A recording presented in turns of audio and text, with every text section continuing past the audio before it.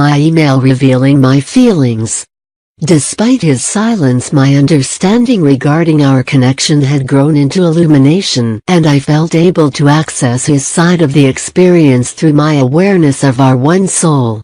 I was connected to so much love within me that I no longer felt the need for any kind of acknowledgement, validation or confession from him. I felt compelled to share and help others, and started writing my blog Mirror of My Soul, feeling inspired, connected to and loved by my twin flame despite no visible proof of any progress. Then I dreamt about him again. He had come to see me for the first time for years. We lay on my bed with our legs touching, tingling against each other. He was talking about the events of these past years, holding up a huge sheet of paper on which he had drawn a timeline filled with dates, for each time he had failed to find adequate words to speak to me, for all the things he had written and then erased etc. As he was speaking, the sound of his voice faded away. All his explanations as to why, how and what for were meaningless compared to the feeling of peace and home that I was feeling. That all of me was there in that moment, no part of me left out there in the multiverse, no fragment, no piece of me separated from its source. He had finally returned home to me. The following night as I sat on my couch I felt his energy surround me. It was so intensely loving, so deeply comforting, warm and real that I stopped everything I was doing and just sat there, with my eyes closed, blissfully aware of it. I don't know how long I just sat there, however at some point I realized he had logged on, for the first time in over 5 months.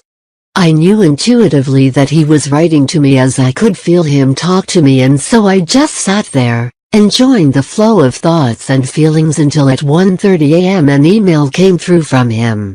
The energy of that moment was so intense, so tangible that I had trouble holding my shaking hands still enough to be able to read his words on my cell phone. He apologized profoundly for not having replied to my wonderful emails sooner and confessed that he had kept writing and erasing his responses, unable to find an adequate way to express himself, let alone respond, which was exactly what he had conveyed to me in the dream. He spoke of the overwhelming nostalgia, feelings and emotions that my email had ignited in him, all of which I had felt, and the moral dilemma it had raised for him, which, he reassured me, was not my fault.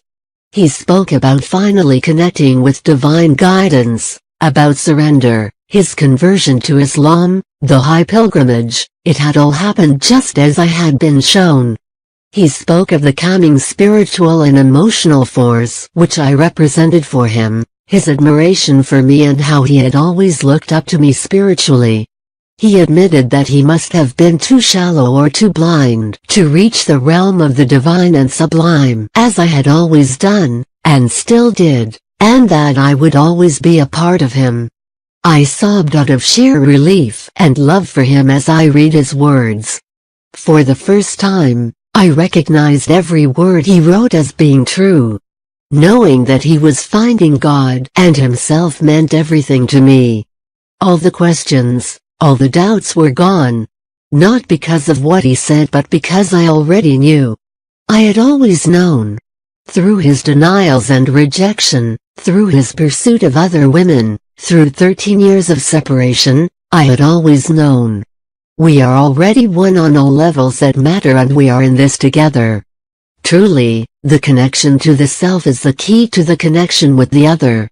We hope this channel has helped you discover where to start on your actual paths. It's a good karma to put a like, subscribe and share. Leave your suggestion in the field below. With all the love to you.